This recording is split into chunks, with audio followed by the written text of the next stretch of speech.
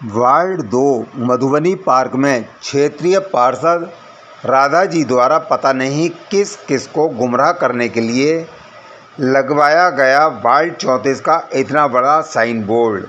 महानगर मुरादाबाद में smart city के नाम पर भारत सरकार के आदेश पर नगर प्रशासन और जनप्रतिनिधियों द्वारा जनता के मेहनत की सरकार द्वारा टैक्स के रूप में एकत्र की गई करोड़ों रुपयों के खर्चों के बाद सौंदर्यीकरण के रूप में सड़कों के चौड़ीकरण, पार्कों के निर्माण एवं उनके सौंदर्यीकरण के साथ साथ उनकी देखरेख और व्यवस्था को बनाए रखने के लिए खर्च किया जा रहा है। मगर क्या स्मार्ट सिटी के जिम्मेदार अधिकारियों, नगर निगम के जिम्मेदार अधिकारियों और जिन जनप्रतिनिधियों को महानगर की जनता ने अपना कीमती वोट देकर अपने क्षेत्र का पार्षद यह सोचकर चुना था कि वह उनके क्षेत्रीय लोगों की समस्याओं का, जिनमें साफ सफाई, लाइट व्यवस्था और छोटी छोटी जन समस्याओं का, जो भी सरकारी योजनाओं से जुड़ी हैं समस्याएं होंगी, उनका निवारण करेंगे। मगर वह उन समस्याओं को सुनना तो दूर, उनसे मिलना तक गवारा नहीं समझते। यहाँ तक कि जब वह उस क्षेत्र में वोट देने आए हैं उसके बाद उधर आना तक गवारा नहीं समझा है। और वही कहीं वह इत्तेफाक से आ भी गए हैं या किसी से उनसे जाकर शिकायत भी की है तो उनको भी नज़रअंदाज कर दिया गया है। यही कारण है कि ना तो क्षेत्र में लाइट की व्यवस्था ही उचित है और ना ही सड़कों की कोई उचित व्यवस्था हो पाई है और ना ही पार्कों में भी किसी प्रकार की कोई उचित व्यवस्था की गई है। कहने को पार्क में सौंदर्यीकरण के नाम पर लाखों रुपए खर्च कर दिए गए हैं, झूले लगा दिए गए हैं, बैठने के लिए कुर्सियां भी बिछवा दी गई हैं, दीवारों पर पेंटिंग भी कर दी गई है, पेड़ पौधे भी लगा दिए गए, मगर रात के समय पार्क में लाइट की कोई व्यवस्था नहीं की गई है। यह भी सोचने का विषय है। ना कोई छोटी लाइट लगाई गई, ना ही कोई हाई मास्क लाइट लगाई गई है, जिसके कारण शाम होते ही अंधेरा छा जाता है।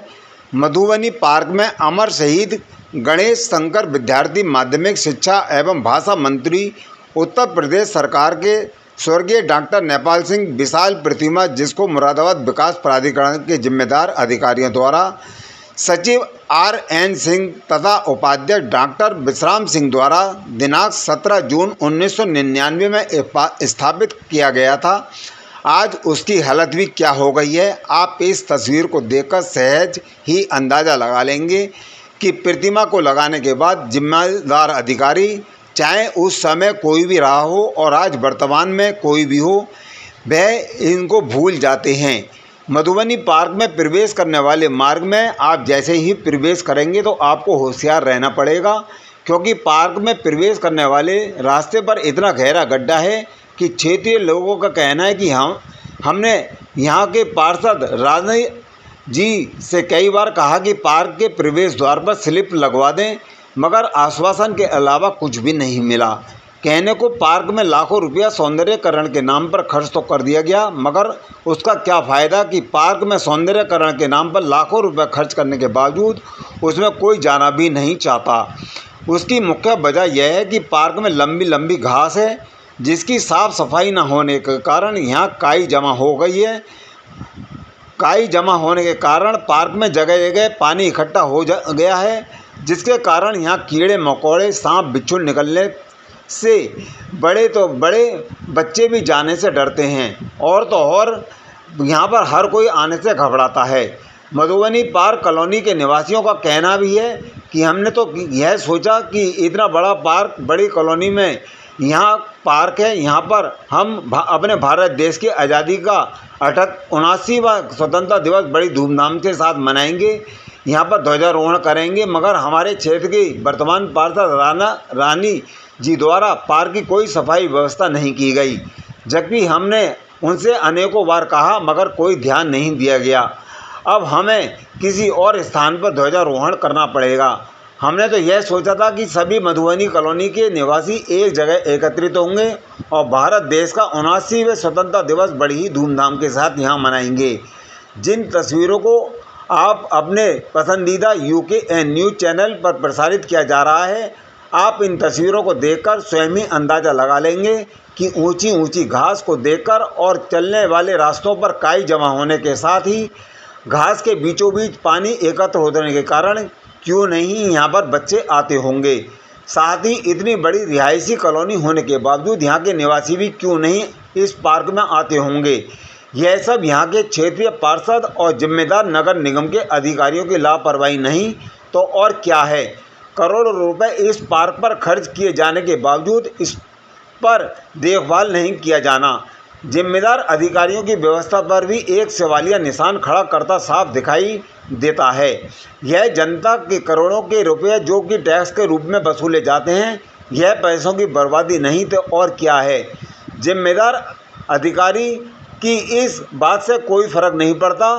उन्हें तो सिर्फ इस बात से मतलब है कि काम हो गया, काम होने के बाद उन्हें अपना कमीशन मिल गया और वह अपने दूसरे प्रोजेक्ट की ओर ध्यान लगाया, क्योंकि उन्हें वहाँ से भी कमीशन मिल लेना होता है। चाहे लोग फिर कितनी भी शिकायत करते रहें, उन्हें इस बात से कोई फ़र्क नहीं पड़ता।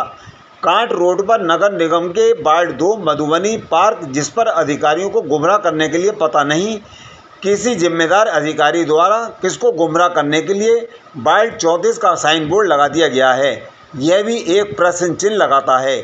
और क्यों लगाया गया है, यह भी सोचने का विषय है। और तो और लोगों का कहना है कि क्षेत्र में नगर निगम के सफाई कर्मचारी आते भी नहीं हैं। अगर आते हैं तो वह पैसे लेकर जाते हैं और कभी कभी आते हैं, इसलिए हम लोगों को प्राइवेट सफाई कर्मचारी बुलाने पड़ते हैं और उनको भी अलग से पैसा देना पड़ता है, तभी कहीं जाकर इस क्षेत्र में सफाई होती है।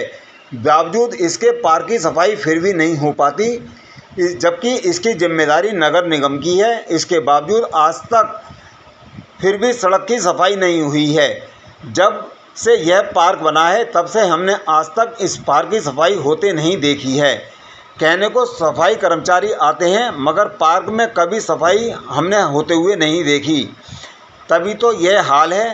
1-2 बार हम नगर निगम के ऑफिस गए, मगर वहाँ भी सिर्फ हमें आश्वासन मिला, इसके अलावा और कुछ नहीं। 2-3 बार हम महापौर के ऑफिस भी गए, मगर वहाँ घंटों इंतज़ार करने के बावजूद वापस आ गए।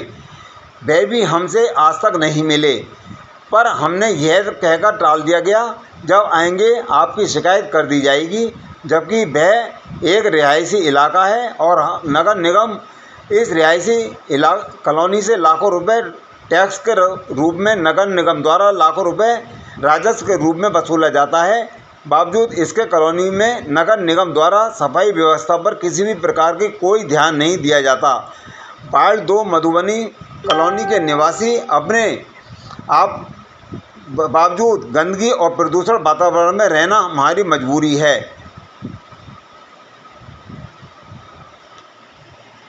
क्षेत्रवासियों का कहना है कि अगर हमारा कोई मेहमान आता है तो वह यह कहते हैं और हमारा मजाक बनाते हैं। उनका भी कहना होता है कि आपका मुरादाबाद तो स्मार्ट सिटी है, मगर यह तो स्मार्ट सिटी नज़र नहीं आता, इससे तो ज़्यादा गांव अच्छे होते हैं। यहाँ तक जब मीडिया द्वारा वार्ड 2 के वर्तमान पार्षद रानी जी से मोबाइल पर मधुबनी पार्क के बारे में बात करने की कोशिश की, तो उन्होंने सफाई कर्मचारियों और साथ ही नगर निगम के जिम्मेदार अधिकारियों पर उनके द्वारा शिकायत किए जाने पर ध्यान न दिए जाने की बात कही गई। साथ ही कहा गया कि वह हमारी बात नहीं सुनते और कहा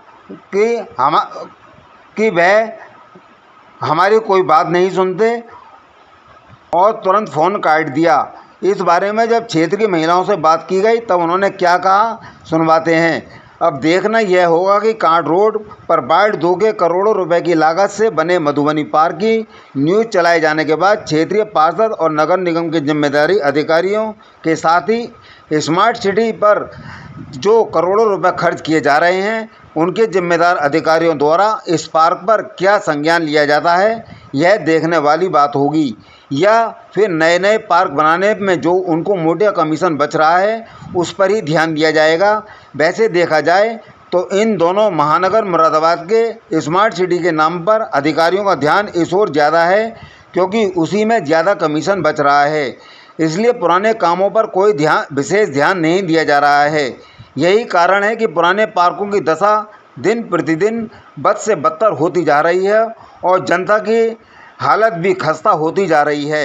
अगर ऐसा नहीं है तो फिर क्यों नहीं जनता की द्वारा की जा रही शिकायतों पर संबंधित विभाग के जिम्मेदार अधिकारियों द्वारा सुनवाई की जा रही है। आपका शिखा ये कौन सी जगह है? मधुबनी कॉलोनी। ये पार्क का नाम क्या है? गौतम बुद्ध पार्क है, मधुबनी पार्क है, मधुबनी पार्क है। मधुबनी का। इस समय आप मधुबनी पार्क में खड़े हैं। हाँ। जैसा मैंने देखा है यहाँ पर पार्क में तो करोड़ों रुपया खर्च करा गया है, लेकिन पार्क की बड़ी बदहाल स्थिति, क्या कारण है इसका? यहाँ पर करोड़ों रुपए के ये लगवा दिए होंगे केवल झूले, ये जी। जिसमें जाने तक की बच्चों पे जगह नहीं है। कहाँ से जाएं बच्चे? और मच्छर इतने हैं कि घरों में मच्छर पहुँच रहे हैं। यहाँ की सभासद कौन है? राधा रानी। तो क्या आपने उनसे कहा नहीं है कि इसके पार्क की हमारे पास तो स्थिति? उनका फोन नंबर थोड़े ना है जो हम उनसे कह दें। तो क्या यहाँ पर कभी आते नहीं है वो? ना कभी भी नहीं आती है। तो क्या कारण है कि यहाँ पर जो है यहाँ की पार्क की स्थिति मैंने देखा है कि बड़ी बुरी है, और पार्क में इतने झूले हैं, क्या बच्चे कभी आते नहीं? आप लोग यहाँ पर आते नहीं है यहाँ घूमने के लिए? कोई भी नहीं, आने का जगह नहीं है। रास्ता निकले कहाँ से? जगह ही नहीं है आने की। आप देखो यहाँ कितने मच्छर हैं, खड़ा भी नहीं हुआ जा रहा है, इतना मच्छर है। तो कभी शिकायत करी उनसे? नगर निगम में शिकायत कोई नहीं सुनता है, नगर निगम में भी कोई नहीं सुनता, बार बार कहलवाते हैं। अब क्या चाहते हैं आप लोग? हमें चाहते हैं या तो हमें हैंड ओवर कर दिया, हम अपने तरीके से सफाई करवाएं, और नहीं तो सरकार करे। पार्षद वगैरह उनको ध्यान देना चाहिए यहाँ करने का। जी, क्या कहना चाहते हैं पार्क की स्थिति को देखते हुए? पार्क की स्थिति इतनी खराब है, यहाँ सांप भी निकलते हैं, और मतलब बच्चे झूले लगवा दिए गए हैं और कोई देख रेख नहीं होती है, और बच्चे खेलने भी नहीं आ पाते। जैसे देखा गया मधुबनी कॉलोनी है और इतनी पाश कॉलोनी है, यहाँ सब रिहायशी इलाका है, उसके बावजूद इस पार्क की स्थिति इतनी बदहाल हुई पड़ी है, क्या कारण हो सकता है? पता नहीं, हम लोगों ने नगर पालिका में बहुत शिकायत की है, और कभी कभी की सफाई से कोई फायदा नहीं है। यहाँ रेगुलर सफाई होनी चाहिए। सभासद कौन है यहाँ की? सभासद राधा रानी है। हाँ। वो कई बार आकर देख भी जाती है, कहती मैं करवाऊंगी, और मतलब ऐसे रेगुलर नहीं होती है, वो गंदा वहीं के वहीं रहता है। तो क्यों नहीं करवा पाती हैं वो सफाई? वो कहती है मैं शिकायत कर रही, कोई आ नहीं रहा है, शिकायत कर रही मैं आ नहीं रहा है, कोई ऐसे बोलती रहती है। नहीं, सभासद का काम यह है कि जना की सभासद इसलिए बनाए जाते हैं कि वो क्षेत्र में जना सफाई काम कराएं। यहाँ की तो मैं देख रहा हूँ कि सड़कों की भी हालत बुरी है। जाती हैं कि मैंने शिकायत कर दी है, वहाँ से लोग आ नहीं रहे हैं, ये कह के चली जाती हैं वो हमसे। क्या उनकी जना इतनी भी दबंगता नहीं है कि जना कि वो अपने कर्मचारियों पर काम कर सके? तो वो जाने, हम लोगों ने उन्हें जिताया है तो कम से कम उन्हें हमारी सुननी चाहिए, और सुनती भी हैं कभी कभी, लेकिन वो ये रेगुलर होना चाहिए। यहाँ ये हमारे पास एक ही पार्क है कॉलोनी में, और कुछ साधन नहीं है हमारे पास जहाँ बच्चे आ सकते हैं। वो भी बच्चे नहीं आ पाते हैं क्योंकि यहाँ पर सांप, मच्छर, इतनी बड़ी बड़ी घास हो रही है, कोई कटिंग नहीं होती। यहाँ चाहते हैं 15-20 दिन में सफाई होनी ही चाहिए, तभी बच्चे आ पाएंगे। अगर वो लोग नहीं करा पा रहे हैं तो आपका क्या कहना है? तो वो हमें परमिशन दे, खर्चा तो वो ही करेंगे ना, हम लोग इतना खर्चा तो नहीं उठा सकते। जब जिसको ठेकेदार दिया है ठेका इसको, वो हमारे से आके मिले और वो हमें कहे कि हम आप करवा लो, हम खर्चा देंगे। इतना खर्चा हम लोग अपने आप तो नहीं कर सकते ना।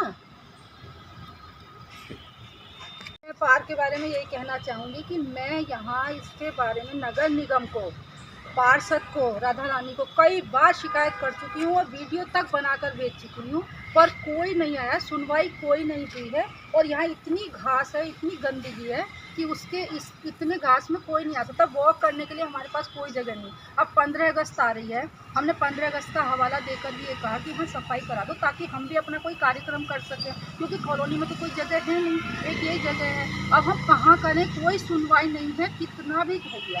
मैंने शिव मोहन जी हैं नगर निगम में, उन्हें पर्सनल 10 फ़ोन कर दिए, कोई सुन, वो यही कह देते हैं अरे आप भेज देंगे, रेगुलर करा तो रहे। 6 महीने आपको खुद घास देखकर पता चल रहा होगा कि यहाँ कब से सफाई नहीं हुई है। और यहाँ पेड़ बड़े बड़े होने की वजह से धूप प्रॉपर जा नहीं पाती, सब में काई जम रही है। तो हमारे पास तो भैया कोई जगह है नहीं, कोई ठिकाना बच्चों के खेलने का। जिम लगवाने का क्या फ़ायदा? आप देखो, जिम के जाने का कहीं रास्ता है? जिम करें कैसे जब रास्ता ही तो लगवाते ही नहीं, तो हम खुश ही नहीं होते। जिम लगने से हम बहुत खुश हुए। 7 लाख की 7। अभी मैं यहाँ पर घूमा हूँ तो यहाँ पर तमाम मच्छरों का भी है, मच्छर और मक्खी भी है, सांप बहुत हैं भैया यहाँ पर। और यहाँ पर घास भी देखा है काफ़ी हो रही है, झाड़ झंकाड़ भी काफ़ी हो रहे हैं। और ये आम के पेड़ होने की वजह से ही यहाँ पर रेगुलर सफाई मांगता है ये वाला पार्क। इसमें जो बाग है उसकी वजह से ये रेगुलर सफाई मांगता है। अगर बाग नहीं होता तो चलिए थोड़ा 15-20 दिन चल जाता, लेकिन पार्क बाग होने की वजह से ये रेगुलर सफाई मांगता है। बहुत मच्छर हो रहा है, बहुत बुरी हालत है यहाँ खड़ा और वो इसका फायदा भी उठाते हैं, जबकि बाहर बेचते हैं नगर पालिका वाले, उसका पैसा भी जाता है यहाँ से, उसके बावजूद सफाई नहीं होती है। अब आप क्या चाहते हैं सब जने? हम ये चाहते हैं बिल्कुल ये सफाई हो। रेगुलर सफाई रेगुलर ये सफाई नहीं हो। कि कभी शिकायत करी 6 महीने में एक बार आ गए, एक आध महीने में यहाँ एक बार रेगुलर नहीं, सफाई 15 दिन में एक बार सफाई होनी चाहिए। जैसे ही देखा गया कि यहाँ पर रिहायशी इलाका है, तो यहाँ बच्चे कहाँ जाते होंगे खेलने के कहीं लिए? भी नहीं जाते हैं, घरों में रहते कोई हैं। साधन नहीं है, कोई है ही नहीं जगह। अगर साइकिल चलाना सड़कों गाड़ी पे निकलती रहा। बेचारे कहीं कोई खेलने का साधन नहीं है। बच्चे बड़े खुश हुए जब झूले लगे कि बच्चों को लगा कि अब हम यहाँ खेला करेंगे, लेकिन वो कभी नहीं आ पाते क्योंकि यहाँ झूलों पे इतनी मिट्टी जम जाती है, गंदगी इतनी। ऐसे सांप में कौन भेज देगा अपने बच्चों को भैया? हमारे बाग से तो नगर पालिका नहीं, जैसे यहाँ पर गंदगी इतनी है, तो इससे तो घरों में भी सांप आने का डर रहता होगा। आते हैं घरों में सांप। अगर में हम फोटो दिखा देंगे आपको, रोड पे सांप निकल आते हैं रात को, शाम के टाइम घरों के अंदर आ गए हैं। रोड पे खूब चलता हुआ देखे हैं हमने। देखे हैं खुद। तो आपने कभी महापौर जी से भी कहा है इसके लिए? महापौर जी से नहीं किया हमने, हम तो राधा जी से और नगर निगम में बहुत शिकायत कर चुके। महापौर जी से हमने किसी से फ़ोन करवाया था, अब उन्होंने कोई खास जवाब तो नहीं दिया, और हम अपने आप उनसे विशेष मिलने के लिए नहीं गए क्योंकि हम जब भी कभी नगर वहाँ जाते हैं ऑफिस, तो वो लोग मिलते ही नहीं है कि घर में वहाँ है ही नहीं, ऑफिस में है ही, हम एक घंटा बैठ के आ जाते क्योंकि हमारी पार्क को लेकर नहीं, सफाई को व्यवस्था को लेकर भी बहुत सारी समस्याएं हैं यहाँ कॉलोनी की, लेकिन कोई सुनता नहीं है। हम सब प्राइवेट काम कराते हैं, बाहर सब प्राइवेट कराते हैं। नगर निगम की तरफ से कोई हेल्प नहीं मिलती आपको? जो नगर निगम से मिलते हैं ना, वो शैतानी करते हैं, तो जब हम सोचते हैं कि कहाँ तक इनसे कराएं, इससे हम प्राइवेट करा लेते हैं।